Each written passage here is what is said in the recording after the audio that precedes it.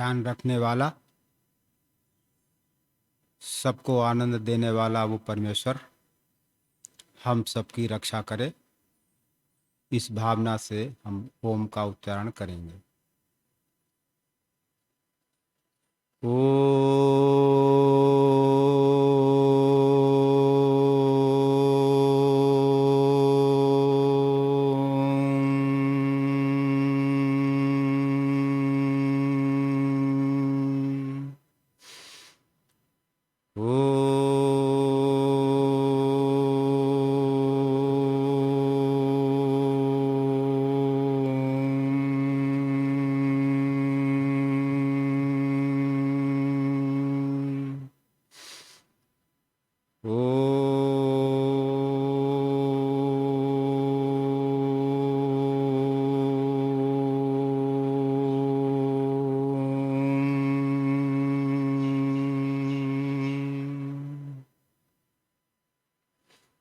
आदरणीय आचार्य जी, उपस्थित आर्यभद्र पुरुषों, पूज्य मातृशक्ति, प्रिय ब्रह्मचारियों,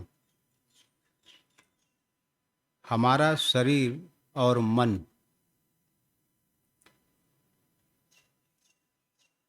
किन्हीं साधनों पर ये चलता है।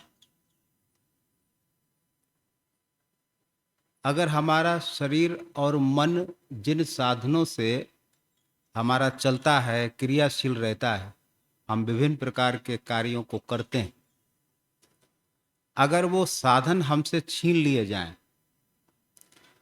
तो हमारा बहुत सारा कार्य अवरुद्ध होकर के और हमारी बड़ी हानि कर सकता है। और उन साधनों की बहुत ज़्यादा ज़रूरत इसलिए है कि उन साधनों के बिना हमारा जीवन निर्वाह भी संभव नहीं। यूँ तो बहुत साधन है, लेकिन कुछ ऐसा एक साधन है कि जिसके बिना हमारी कोई क्रिया, हमारा कोई कार्य सिद्ध नहीं होता। जैसे भोजन बनाने का कार्य है, यद्यपि हमें उसमें बहुत वस्तुओं की आवश्यकता पड़ेगी, लेकिन जल की भी आवश्यकता पड़ेगी। पानी नहीं है, बाकी सब चीजें हैं, भोजन बनना संभव नहीं हो सकता। प्यास लगी है लेकिन पानी नहीं है तो हमारे प्राण संकट में पड़ जाएंगे। तो ये जल जो भगवान ने हमें बहुत विपुल मात्रा में प्रदान किया है, उस जल का महत्व जब हमारी समझ में आ जाता है तो हम एक एक बूंद उसको बचाने की कोशिश करते हैं। जिसको समझ में नहीं आता है वो आवश्यकता से अधिक पानी खर्च कर देता है। लेकिन अगर उसी व्यक्ति को जो आवश्यकता से अधिक पानी व्यय कर रहा है, उसको 4 दिन के लिए कह दिया जाए कि अब तुम्हें पानी बिल्कुल नहीं मिलेगा, तो शायद उसको पानी का महत्व तब समझ में आएगा। क्योंकि महत्व हम तभी जान सकते हैं, महत्व का, किसी वस्तु का, किसी क्रिया का, किसी तत्व का, तभी हमें समझ में आता है जब वो हमसे छीन लिया जाता है। जैसे आज हम दाएं हाथ बाएं हाथ से क्रिया करते हैं, दाएं हाथ से दायां काम करते हैं, बाएं हाथ से बायां काम करते हैं, दोनों हाथों से दोनों काम करते हैं। अगर एक हाथ हमारा कट जाए तो यद्यपि लोग दूसरे हाथ से काम चला लेते हैं, लेकिन वो मजा नहीं आएगा, वो आनंद नहीं आएगा जो पहले दोनों हाथों से आनंद काम करने में आता था। तो इसी प्रकार जब हम यज्ञ में बैठते हैं तो उन अनेक भावनाओं में यज्ञ के साथ एक और भावना जुड़ी होती है कि अब मैं यज्ञ में बैठ रहा हूं तो कोई क्रिया, कोई विधि किस तरह से मैं करूं, इसका लक्ष्य क्या है, ना करूं तो क्या हानि होगी, करूं तो क्या लाभ होगा, क्यों करूं, कैसे करूं, कब करूं, ये बहुत सारे प्रश्न जो है वो एक यज्ञ करने वाले यजमान के अंदर अथवा तो यज्ञ करवा रहे हैं उस पुरोहित के अंदर ये प्रश्न उठने स्वाभाविक हैं। तो आज थोड़ा सा आचमन के ऊपर विचार करते हैं कि आचमन हम क्यों करते हैं। जो नए नए यज्ञ पर बहुत उत्साह से बैठते हैं, उन्हें यज्ञ की किसी क्रिया का ठीक से ज्ञान नहीं होता है, उन्हें कराया भी नहीं जाता है, तो उनको फिर सामान्य रूप से ये कहा जाता है कि जैसे आचमन करते हैं ओम अमृतो पसर मसी स्वाहा, तो उनको बताया जाता है कि दाएं हाथ में जल लो और ऐसे करो, फिर ये थोड़ा सा गड्ढा बना लो और फिर इस तरह से पियो। कई लोग क्या करते हैं, ऐसे करके ऐसे पी लेते हैं और फिर ऐसे ले जाते हैं। कई लोग जब पीते हैं तो सुड़क की आवाज़ आती है, सुड़क की आवाज़ आती है, वो बहुत बुरा लगता है लोगों को। जैसे कोई आदमी खाना खाए और चप चप चप चप करे, बहुत बुरा लगेगा, क्योंकि ये आदमी है ना, अंदर से उसको मतलब इस तरह की क्रियाएं अच्छी नहीं लगती। ये हर मन की ये बात है, चाहे मैं हूं, चाहे आप हो, चाहे कोई हो। तो जब हम आचमन करते हैं तो आचमन का उद्देश्य क्या है। शतपथ ब्राह्मण के अंदर कुछ ऐसे वाक्य मिलते हैं जो इस बात की हमें शिक्षा देते हैं कि आप आचमन करते हैं तो क्यों। एक तो ये आवश्यक है कि आचमन के बिना यज्ञ पूरा नहीं होगा। अगर हम कहें कि ठीक है जी आचमन नहीं करेंगे, हम वैसे ही यज्ञ कर लेंगे, करने को तो आप बिना आचमन के यज्ञ कर सकते हो, लेकिन वो यज्ञ जिस भावना से हम आचमन करके आगे बढ़ रहे थे, वो यज्ञ फिर ठीक तरह से आगे नहीं बढ़ पाएगा। ये तो छांदोग्य उपनिषद में या बृहदारण्यक उपनिषद में राजा जनक ने एक प्रश्न पूछा कि अग्निहोत्र क्या है। तो कि अग्निहोत्र का मतलब है कि जो हम अग्नि में डालते हैं, घी डालते हैं, समदा डालते हैं, सामग्री डालते हैं, उसका नाम अग्निहोत्र है। तो कहा कि अगर घी ना हो तो किससे यज्ञ करें। तो बोले दूध से कर लो। बोले दूध ना हो तो किससे करें। तो पानी से कर लीजिए, चारों तरफ मंत्र पढ़ लिए और पानी से आप कर लीजिए, आहुति मत दीजिए। बोले पानी भी ना हो तो वनस्पतियों से कर लीजिए, सामग्री से कर लीजिए, कुछ भी ना हो तो अंत में उन्होंने कहा कि बस मंत्र पढ़ लीजिए। केवल मंत्र पढ़ करके भी हम आप अग्निहोत्र की क्रिया पूरी कर सकते हैं। लेकिन जो आनंद हमें विधि विधान से, जब हमारे पास सारे साधन विद्यमान हैं, तो विधि विधान से जो हम यदि करते हैं उसका एक अलग ही मन को आनंद हमें मिलता है। तो आचमन के लिए महर्षि याज्ञवल्क्य क्या कहते हैं, वो कहते हैं अप उप स्पृशति। अब कहते हैं जल को, ये जल का स्पर्श करता है, मतलब आचमति इति आचमनम, यानी जिसका आचमन किया जाता है उसका नाम आचमन है। तो जल के द्वारा हम जब आचमन करते हैं तो क्यों करते हैं, तो वहां लिखा हुआ है कि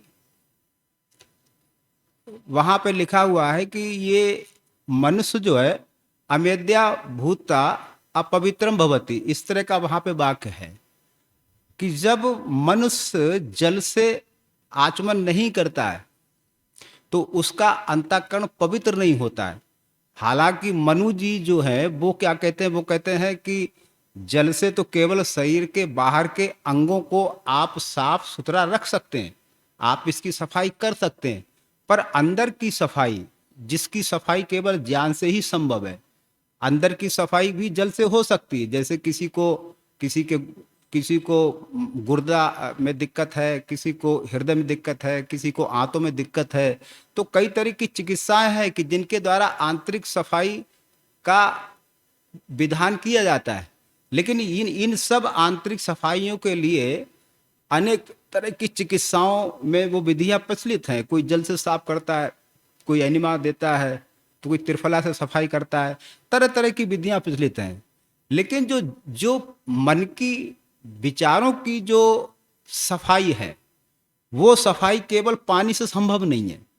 वो कहते हैं मनहा सत्येन शुद्धति, मन अगर आपका या मेरा सफाई के लिए इच्छुक है तो हमें वो हर चीज की वास्तविकता को समझना पड़ेगा। सत्येन शुद्धति, सत्य से ही मन के विचार अच्छे होते हैं। सत्य बोलेंगे तो विचार अच्छे बन जाएंगे। और कहा कि बुद्धि जाने न शुद्धति, और ये जो बुद्धि है ये ज्ञान से स्वच्छ बनती है, निर्मल बनती है। तो फिर भी याज्ञवल्क्य यहाँ पे कह रहे हैं, वो कह रहे हैं तेन पूति अंतरतः। वो कहते हैं कि यहाँ पर आचमन करने की क्रिया का विधान इसलिए किया गया है कि ये अंदर की पवित्रता को उत्पन्न कर देता है। तो हम कहें कि महर्षि याज्ञवल्क्य ठीक है या महर्षि मनु ठीक है, कौन से ठीक हैं? मैं कहता हूँ दोनों ही ठीक हैं। दोनों ही अपनी जगह पे ठीक है, क्योंकि ऊपर ऊपर से तो लगता है कि दोनों एक दूसरे के विरोध में खड़े हुए हैं। क्योंकि याज्ञवल्क्य जी कहते हैं कि जल से अंतःकरण की शुद्धि होती है, मनु कहते हैं कि सत्य से और बुद्धि से ज्ञान की शुद्धि होती है। केवल दृष्टिकोण का अंतर है, दोनों एक ही बात कहते हैं। उदाहरण के लिए हम कहीं बाहर से आते हैं, धूप में चल के आते हैं, थके हारे आते हैं, खेत में से आते हैं, पसीना आता है और उस समय हमें प्यास लग रही होती है, तो हम क्या कहते हैं? वो कहते हैं कि जाओ थोड़ा सा पानी लाओ ठंडा। तो हम उसको एकदम पानी नहीं पिलाते, क्योंकि एकदम उसके शरीर में जो गर्मी बढ़ रही है, खेत से काम करके आए हैं, हल चला के आए हैं, या और खेत ईख को उसमें क्या बोलते हैं, रोपाई रोपाई करके आए हैं, गोड़ के आए हैं। मैं चूंकि किसानी नहीं जानता इसलिए मुझे कई शब्द नहीं आते। तो वो कुछ भी करके आया है, तो एकदम जो है उसको हम पानी नहीं पिलाते। कहीं यात्रा से आया है तब भी हम उसको एकदम जल उपस्थित नहीं कर देते, कहते थोड़ा ठहरो, थोड़ा ठहरो। जब 5-7 मिनट वो थोड़ा सा ठंडा होता है, उसका दिमाग शांत होता है, तब उसको जो पानी मिलता है साफ सुथरा बढ़िया पवित्र, तो थोड़ी सी देर के लिए उसके अंदर मन की एक पवित्रता की एक झलक आती बस, कि हाँ अच्छा लग रहा है। जैसे उदाहरण के लिए आप और देखिए, जैसे किसी को बहुत गुस्सा आ रहा है और गुस्से में वो अपना नियंत्रण खो बैठा है, पागल हो गया है, तो ऐसे में कुछ लोग उसको सलाह दिया करते हैं, सुझाव देते हैं कि भाई इसको थोड़ा पानी पिला दो ठंडा, इसको थोड़ा ठंडा पानी। अच्छा, कई बार क्या है कि गुस्से करने वाले पे हंसी भी आती है कई बार। अब अचानक यहाँ कोई बैठा है और अचानक कोई गुस्सा करने लग जाए तो हम कई लोग हंस पड़ेंगे, भाई इसको क्या हो गया है। ऐसा होता नहीं होता है? तो जब आदमी क्रोधित अवस्था में आता है, ऐसी स्थिति में उसकी एक चिकित्सा, उसका एक इलाज उसे ठंडा पानी पिलाना भी है। ठंडा पानी पिलाने से क्या होता है कि जब हमारे अंदर ठंडा पानी जाता है तो जो गर्मी बन रही है ना, क्रोध के कारण जो ऊष्मा बनती है, वो एक को क्या कहते हैं, तूफान, ये जो खड़ा होता है तूफान, उस तूफान की शांति थोड़ी देर के लिए उसकी पानी से हो जाती है और वो थोड़ा सा शांत होकर के बैठ जाता है। तो आचमन का उद्देश्य एक तो ये है कि वो बिना आचमन क्रिया के अगर कोई यज्ञ संपन्न करता है तो वो ठीक से संपन्न नहीं होगा। तो आचमन क्रिया कोई कह सकता है, किसी विद्वान ने लिखा है कि आचमन क्रिया के लिए एक प्रश्न उठाया गया वहां पे कि दूध से आचमन कर लें तो क्या दिक्कत है, शहद से आचमन कर लें, नींबू के पानी से आचमन कर लें, और कई तरह के आजकल पेय उपलब्ध हैं, जिसको पीने हैं वो बाजार में थोड़ा सा इधर उधर निगाह डाल के देख लेना कौन कौन से पेय उपलब्ध हैं। अनार के रस से हम आचमन कर लें, तो वहां कहते कि नहीं, ये जितने भी है, अनार के रस है या सेब का रस है या और जितने भी द्रव्य पदार्थ हैं, तरल पदार्थ हैं, इन सब में पानी का मिश्रण है। इसलिए हम इधर उधर तरल पदार्थों को ढूंढते फिरें कि हम उससे आचमन कर लें तो क्या होगा, उससे आचमन कर लें तो क्या। अरे जब सीधा ऋषि ने कहा है कि जल जो है वो सीधा धरती में से आता है। ठीक है, शहरों में ये व्यवस्था उपलब्ध नहीं है, वहाँ तो पता नहीं नदियों में से साफ करके और फिर वो बड़ा वो जल भंडार बनाते हैं, फिर वहाँ से वो नगर में उसके द्वारा पाइपों के द्वारा फिर वो जगह जगह पहुँचाते हैं। लेकिन गांव में अभी भी आपको देखिए, गांव में कोई आरओ का पानी पीता है क्या? जहां पर झोपड़ियां हैं, कच्चे मकान हैं, कि आज सादा पानी भर करके वहां रख देते हैं घड़े में गर्मियों में, और वही पीते हैं। बोरिंग चल रही है, मान लीजिए कि खेत में पानी चल रहा है, तो ये थोड़ी कि अब हम उसको कपड़ा लगाएंगे, फिर छानेंगे, फिर उसको पियेंगे, ऐसा थोड़ी होता है। मैं तो कई बार ऐसे ही पी लेता हूँ, ये बोरिंग चलता रहता है खेत में, आगे थोड़ा घूमने जाता हूँ मैं और आचार्य जी, नवानंद जी, तो प्यास लगती है वहीं अपना ऐसे करके पी लिया, बड़ा अच्छा लगता है। अब को नहीं दी दी तो पानी तो स्वास्थ्य को खराब कर देगा, ये कर देगा। अरे कुछ नहीं ऐसा होता है, गांव के लोग कहाँ आरओ आरओ का पानी पीते हैं। तो धरती से जो शुद्ध पानी आता है, उस पानी से जब एक याज्ञिक या यजमान या यज्ञ वेदी पर बैठे हुए कार्यकर्ता आचमन करते हैं, तो उस आचमन के पीछे महर्षि याज्ञवल्क्य की एक सद्भावना छुपी हुई है कि अगर आप यज्ञ में बैठे हैं तो आपके अंदर कहीं गुस्सा तो नहीं है, आपके अंदर किसी के लिए ईर्ष्या का भाव तो नहीं आ रहा है, आपको जबरदस्ती तो नहीं बिठाया गया है, आपका मन खिन्न तो नहीं है। तो इन सभी स्थितियों को देख करके याज्ञवल्क्य कहते हैं कि आप अगर जल का विधि विधान से आचमन करोगे तो उससे भौतिक दृष्टि से एक लाभ ये हो सकता है कि मान लीजिए गले में कफ फंसा हुआ है, कफ, तो वो आचमन जो है वो पानी जब अंदर जाता है कंठ के, थोड़ा सा कंठ साफ हो जाता है। इसलिए हम भोजन से पहले भी आचमन का विधान का जो हम वो करते हैं, उसमें भी यही हुआ है कि थोड़ा कंठ साफ हो जाए। तो एक तो भौतिक दृष्टि से देखा जाए तो कंठ की शुद्धि के लिए भी करते हैं, कफ की शुद्धि के लिए करते हैं। दूसरा वो कहते हैं कि आपका थोड़ी देर के लिए जो मन है, वो थोड़ी देर के लिए आपका मन सफाई की ओर संकेत देगा, लगेगा कि हाँ मैं कोई एक अच्छी क्रिया कर रहा हूं, मेरा मन पवित्र बन रहा है। क्यों बन रहा है? वो याज्ञवल्क्य जी कहते हैं कि ये मनुष्य है ना, मैं कई बार कहता हूं कि दुनिया की सारी मशीनों को ठोक ठीक किया जा सकता है, उनको ठोक भी कर सकते हैं, उनको ठीक भी कर सकते हैं, पर मनुष्य को ठोक पीट के भी ठीक नहीं किया जा सकता है। तो मनुष्य चूंकि एक यंत्र नहीं है, ये एक चेतन है, और मशीन चेतन के हाथ में है, तो वो हर आदमी अपना लाभ हानि देख करके अपने हिसाब से वो अपने जीवन का निर्वाह करता है। वो आपके हिसाब से नहीं चलेगा, वो मेरे हिसाब से नहीं चलेगा। तो लेकिन फिर भी ऋषियों ने वेदों में, शास्त्रों में जो शिक्षाएं दी हैं, उनका मुख्य उद्देश्य यह है कि आप आदमी बने रहें, कम से कम पशु में ना चले जाएं, मनुष्य बने रहें, कम से कम मनुष्य से पशुत्व कोटि में आपका जीवन ना चला जाए। इसलिए उन्होंने तरह तरह की शिक्षाएं बहुत सारी वहां पर दी हुई हैं। तो याज्ञवल्क्य जी कहते हैं कि ये जो मनुष्य है वो क्या करता है, कहते हैं कि दो ही प्रकार के मनुष्य होते हैं, सत्यम वही देवा, अनिर्तम वही मनुष्या। देवता लोग कौन होते हैं, देव कौन होते हैं, विद्वान कौन होते हैं? कहते हैं कि जो अपने जीवन में सत्य का समर्थन करते हैं, सत्य जिन्हें अपने प्राणों से भी प्यारा है, सत्य से वो आगे बढ़ने की इच्छा करते हैं, कहते हैं वो देव हैं। और अनिर्तम वही मनुष्य, और जो झूठ से ही अपना जीवन चलाते हैं, उनको लगता है कि झूठ के बिना मेरा जीवन नहीं चल पाएगा।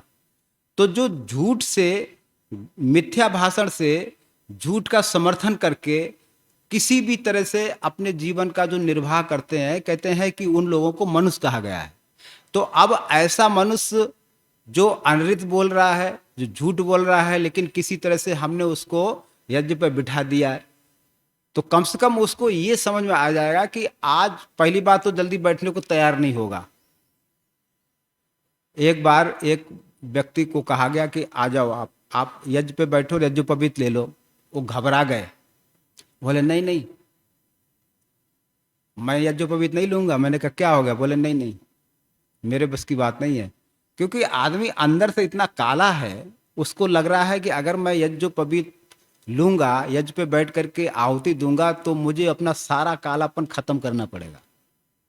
और कालापन आदमी खत्म करने को तैयार नहीं है। आदमी साथ सोचता है मैं गोरा भी बना रहा हूं और काला भी बना रहा हूं। दोनों प्रकार की स्थितियां उसकी मनुष्य की बनती हैं। तो इसलिए आचमन किया जाता है ताकि थोड़ी देर के लिए हमारे मन की स्वच्छता का हमें आभास हो जाए कि हाँ, थोड़ी देर के लिए मेरा मन ठीक हो रहा है। अब आचमन हम किससे करते हैं? अब देखिए, जैसे हम करते हैं ओम अमृतो उपस्तरण मसी स्वाहा। अब इस मंत्र के अंदर जल का कोई भी शब्द नहीं पड़ा हुआ है कि आप जल से आचमन करें, इसमें कोई संकेत नहीं आया है। केवल इतना ही लिखा है कि ओम अमृतोपस्तरण मसी स्वाहा। अमृत है, उपस्तरणम है, असी है और स्वाहा है। ये 4 पद हैं, अमृतम, उपस्तरणम, असी, स्वाहा। अब इनके साथ जल का विनियोग और ईश्वर का विनियोग का मतलब इनके साथ संबंध बिठाना, जल का विनियोग करना और परमात्मा का विनियोग करना, ये फिर ग्रंथों को पढ़ करके और परंपरा में क्या इस मंत्र के भाव लिखे हुए हैं, प्राचीन शास्त्रियों ने इस मंत्र की किस तरह से व्याख्या की है, इस मंत्र का किसके साथ विनियोग किया है, उसको देख करके हमारा निर्णय होता है कि हाँ, इस मंत्र का पानी के साथ, जल के साथ भी संबंध है। तो हम सबसे पहले जब हम पढ़ते हैं ओम अमृतोपस्तरण मसी स्वाहा, तो अमृत का मतलब ना मृता सो अमृता, जो मरता नहीं है। अब कौन नहीं मरता है? एक तो परमात्मा की कभी मृत्यु नहीं होती है, तो यद्यपि हमारी आपकी भी मृत्यु नहीं होती है, हमारी आपकी मृत्यु होती है। ये गौण रूप से कह दिया जाता है कि जब शरीर के साथ आत्मा का वियोग हो जाता है तो वो मृत्यु है, जब संयोग हो जाता है तो वो जन्म और मृत्यु शरीर का है, आत्मा का नहीं है। आत्मा का ना जन्म है ना मृत्यु है, वो तो जैसा है वैसा ही रहेगा। तो यहाँ पर जब ये कहा जा रहा है कि अमृत स्वरूप प्रभो, यहाँ पर ईश्वर को संकेत किया जा रहा है, क्योंकि ईश्वर को हटा करके कोई भी काम, दुनिया का कोई भी व्यक्ति, ठीक है ईश्वर को चाहे वो किसी भी रूप में मानता हो, लेकिन फिर भी कहीं ना कहीं कुछ वो सीधा रास्ता भी पकड़ लेता है कुछ देर के लिए, बाद में भले ही वो टेढ़ी पगडंडी से निकल जाए, लेकिन शुरू में थोड़ा सा रास्ता ठीक पकड़ लेता है। तो दुनिया का कोई भी काम जो है, जो ये सोचते हैं कि हम बिना ईश्वर के किए भी अपने सारे कामों को ठीक ढंग से कर लेंगे, ये बिल्कुल असंभव है, बिल्कुल असंभव है। जैसे ये तो ऐसे हुआ कि हम प्रयत्न से, जो 2 आंखें हमें सामने मिली हैं, हम अपने प्रयत्न से यहाँ पर पीछे 2 आंखें लगा लेंगे, इसमें ईश्वर का क्या काम? हम तो ईश्वर से उल्टा चलेंगे, हम अपने यहाँ की आंखें निकलवा करके और हम पीछे लगा लेंगे, लगवा ले पीछे आंखें, पर उससे क्या होगा? पहले बात तो पीछे की प्रक्रिया ऐसी है कि पीछे आगे आंखें लगी नहीं सकती, जहां जिनका जो स्थान है वही वो आंख लगेगी। तो जो ईश्वर को मान करके या ईश्वर के अस्तित्व पर विश्वास किए बिना कोई भी काम वो समाज का ठीक ढंग से कर ही नहीं सकता।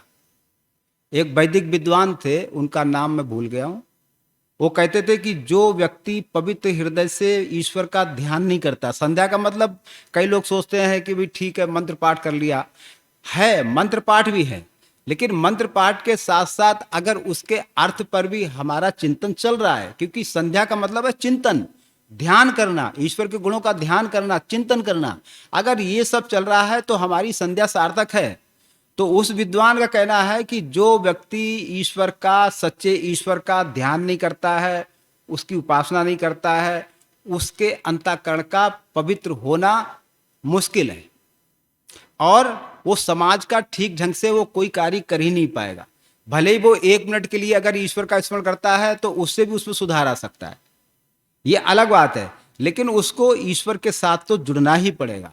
तो जैसे ईश्वर के बिना हम कोई भी काम सही बुद्धि से नहीं कर पाते हैं, नहीं कर सकेंगे, तो इसलिए यहाँ पर जो अमृत वाला जो ये शब्द आया है, अमृता उपस्तरण मसी स्वाहा। अब उपस्तरणम, अब यहाँ पर आप लगा लीजिए, हे अमृत स्वरूप प्रभो, हे अजर अमर प्रभो, आप हमारे क्या है? यहाँ पे बिछौना है।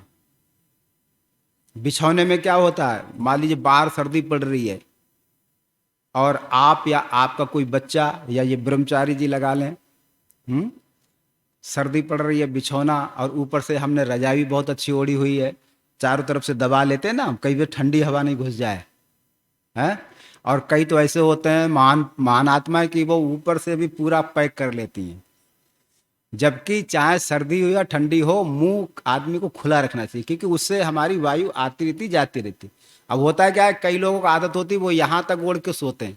अब क्या होता है कि गंदी वायु भी भीतर और बाहर शुद्ध वायु के आने की तो आपने कोई योजना बनाई नहीं, वो अच्छी भी अब अच्छी कहाँ से आएगी? जब हम मुंह ढक करके सो रहे हैं तो वो बुरी बुरी आएगी। बाहर से तो हमने उसके दरवाजे बंद कर दिए।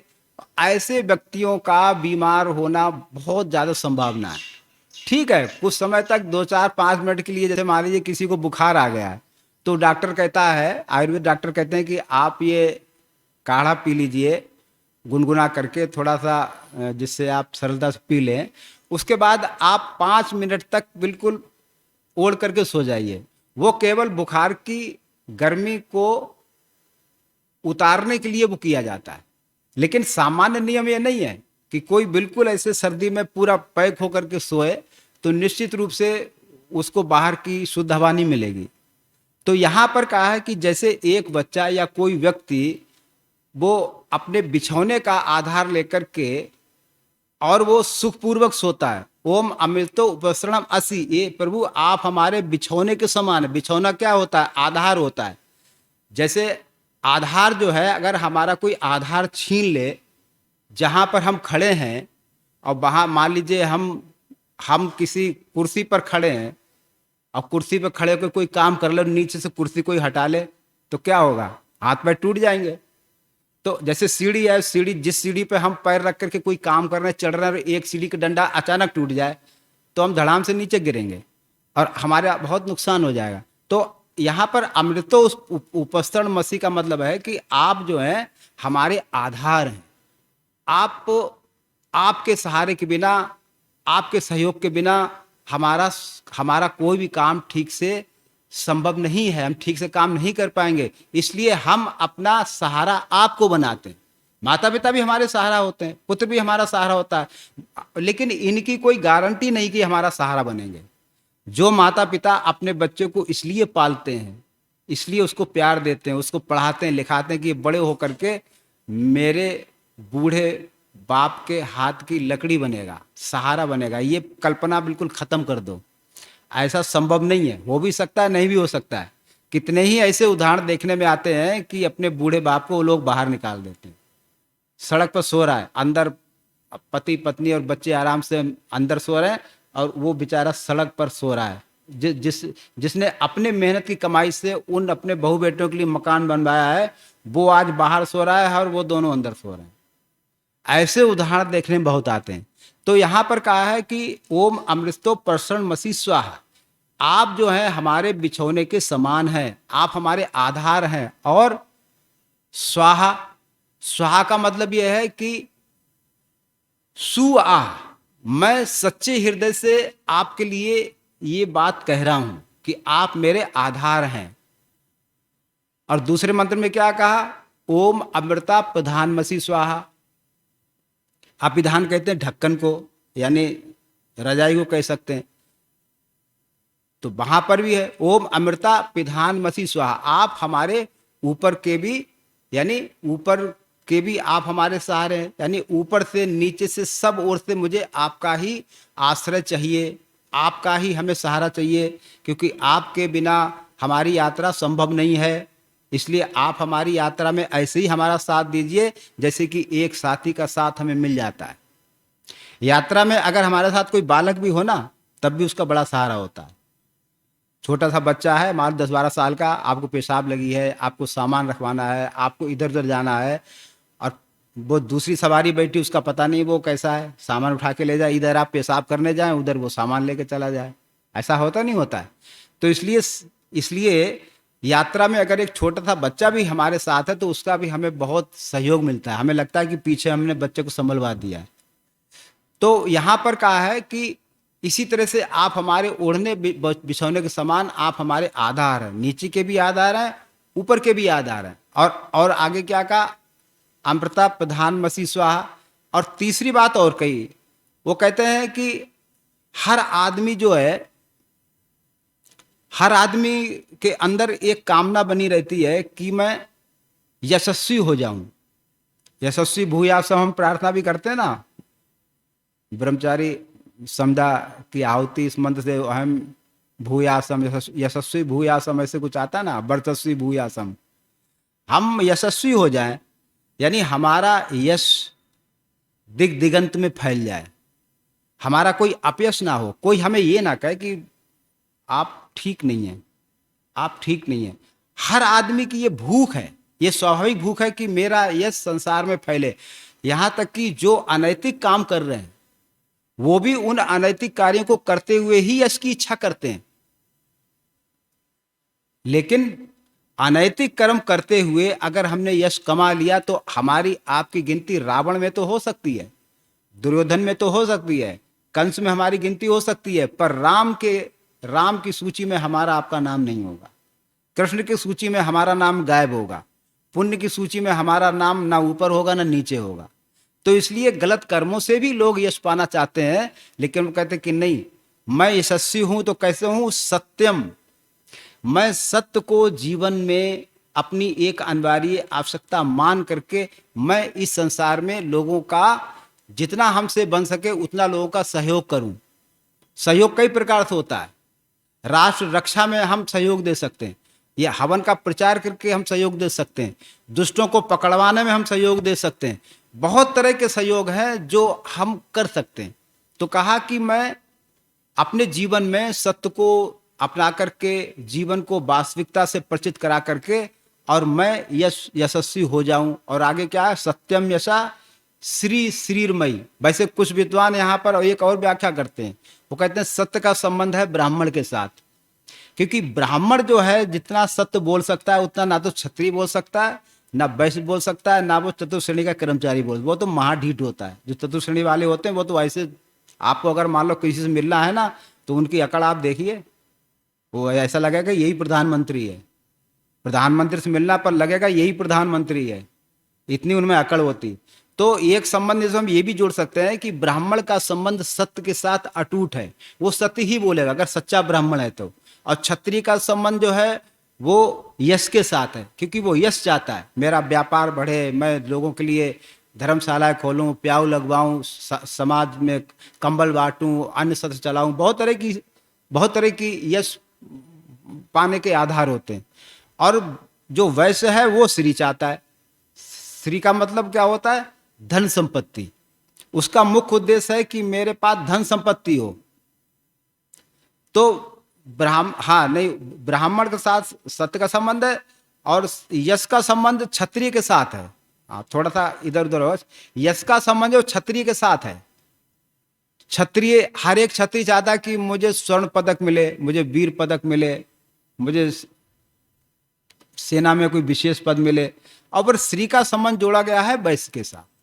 तो एक इस तरह से भी हम इसमें व्याख्या कर सकते हैं कि ब्राह्मण का संबंध सत्य के साथ, और क्षत्रिय का संबंध यश के साथ, और वैश्य का संबंध श्री के साथ। और उसका संबंध तो जिसके साथ है वो आप सब जानते हैं, चौथा वाला जो है। तो कहा कि सत्यम यशा श्रीरमयी श्री श्रेयताम स्वाहा। तो कहते हैं कि ये जो सत्य और श्री, ये जो संपत्ति है, ये जो धन है, ये मनुष्य जीवन को जो निखारने वाला है, ये मुझे छोड़ करके ना जाए। मेरे घर में ये खूब विपुल मात्रा में विद्यमान हो, धन हो, मेरा यश हो, मेरा ऐश्वर्य हो। तो इन तीन मंत्रों में आचमन के साथ में इन भावनाओं को जोड़ा गया है कि हम सत्य, यश और श्री को भी प्राप्त करें, और साथ में हम ईश्वर को भी ना भूलें। और इसका एक दूसरा अर्थ भी हम कर सकते हैं कि हे अमृत स्वरूप जल, जल भी अमृत स्वरूप होता है। यानी अगर आदमी को शुद्ध जल उपलब्ध हो जाए तो आदमी जल के ऊपर कम से कम 2 महीने तक टिक सकता है। अपने एक वैदिक विद्वान थे आचार्य सनत कुमार जी, उन्होंने वेद को पढ़ने के लिए, आपको शायद विश्वास नहीं होगा, उन्होंने वेद का गहराई से अध्ययन करने के लिए 52 दिन तक केवल जला आहार किया था। यानी केवल पानी पानी पर रहे थे 52 दिन का। मुझे ध्यान आ रहा है कितने महीने हो गए, यानी 60, 1 महीना, यानी 8 दिन हो गए, 2 महीने में कम हो गए ना। तो वो पानी पर है। अब देखिए आप उनका शरीर किस तरह से जर्जर हो गया होगा, पूरी एक एक हड्डी दिख रही होगी। लेकिन अपना एक संकल्प है कि मैं वेद को तभी हाथ लगाऊंगा जब मैं अंदर बाहर से पवित्र हो जाऊंगा। तो कहने का मतलब यह है कि जल से हम 2 महीने, 1 महीना, 1.5 महीना, जिसकी जैसी सामर्थ्य है, जीवित व्यक्ति रह सकता है। इसलिए यहाँ पर एक ये भी व्याख्या कर सकते हैं कि हे अमृत स्वरूप जल, आप हमारे आधार बनिए। यानी ऊपर से भी हमारा हमारा जो वर्षा का जल है वो भी शुद्ध होकर के हमारी धरती में जाए और शुद्ध वनस्पतियां औषधियों को खा करके हम स्वस्थ बने रहें। और नीचे से जब हमें जल आएगा तो वो भी हमारे लिए शुद्ध आएगा। तो इस प्रकार से हम इन 3 मंत्रों में जल परक और ईश्वर परक दोनों प्रकार से अर्थ करके हम इस आचमन की क्रिया को अपनी भावनाओं के साथ में जोड़ सकते हैं। तो ये जो मंत्र था आचमन का, इसमें हम केवल ये ना सोचे कि बस ठीक है हमने पानी पी लिया हो गया, बस भावना कुछ है नहीं। ऐसे होता है ना कई बार लोग। तो भावना धर्म की बहुत बड़ी एक ताकत है, बल है। अगर भावना नहीं है, वैसे ही हम बैठे यज्ञ में तो आनंद नहीं आएगा। और हम इस भावना से कहें कि हाँ इस आचमन से मेरा ये लाभ होगा, इस आचमन से मेरी भावना अच्छी होगी, इस आचमन से मैं ये प्राप्त करूँगा। तो भावना के साथ जब धर्म जुड़ जाता है तो उसके अंदर मनुष्य जीवन वास्तविक प्रारंभ होता है, तब वो वास्तव में मानव बनता है। नहीं तो यूं तो क्रियाएं बहुत सारी होती हैं, करते रहो पूरी जिंदगी करते रहो और कुछ जीवन में कोई निखार, कोई परिवर्तन नहीं आ पाता है। लोग पूरी जिंदगी संध्या करते रहते हैं पर उनके जीवन में वो उस तरह की चीज़ नहीं दिखाई देती जैसी कि एक होनी चाहिए। तो ये आज का विषय था, बाकी चर्चा फिर कभी समय मिलेगा तो करेंगे। आर्य समाज के नियम, प्रथम आर्य समाज के नियम। पहला, सब सत्य विद्या और जो पदार्थ विद्या से जाने जाते हैं उन सब का आदि मूल परमेश्वर है। दूसरा नियम, ईश्वर सच्चिदानंद स्वरूप, निराकार, सर्वशक्तिमान, न्यायकारी, दयालु, अजन्मा, अनंत, निर्विकार, अनादि, अनुपम, सर्वाधार, सर्वेश्वर, सर्वव्यापक, सर्वांतर्यामी, अजर, अमर, अभय, नित्य, पवित्र और सृष्टि करता है, उसी की उपासना करने योग्य है। तीसरा नियम, वेद सब सत्य विद्याओं का पुस्तक है। वेद का पढ़ना पढ़ाना और सुनना सुनाना सब आर्यों का परम धर्म है। चौथा नियम, सत्य के ग्रहण करने और असत्य के छोड़ने में सर्वदा उद्यत रहना चाहिए। पांचवा नियम, सब कर्म धर्मानुसार सत्य विचार करके करने चाहिए। छठा नियम, संसार का उपकार करना इस समाज का मुख्य उद्देश्य है, अर्थात शारीरिक, आत्मिक और सामाजिक उन्नति करना। सातवां नियम, सबसे प्रीतिपूर्वक धर्मानुसार योग्य बरतना चाहिए। आठवां नियम, अविद्या का नाश और विद्या की वृद्धि करनी चाहिए। नौवां नियम, ते को अपनी उन्नति में संतुष्ट न रहना चाहिए और सबकी उन्नति में अपनी उन्नति समझनी चाहिए। 10वां नियम, मनुष्यों को सामाजिक सर्वहित कार्य नियम पालने में परतंत्र रहना चाहिए और कुछ कार्य नियम में सब स्वतंत्र रहें। शांति पाठ। ओम द्यौः शान्तिरन्तरिक्षं शान्तिः, पृथिवी शान्तिरापः शान्तिरोषधयः शान्तिः, वनस्पतयः शान्तिर्विश्वे देवाः शान्तिर्ब्रह्म शान्तिः, सर्वं शान्तिः, शान्तिरेव शान्तिः, सामा शान्तिरेधि। ओम शान्ति शान्ति शान्तिः। सर्वेभ्यो नमः। सबको सादर।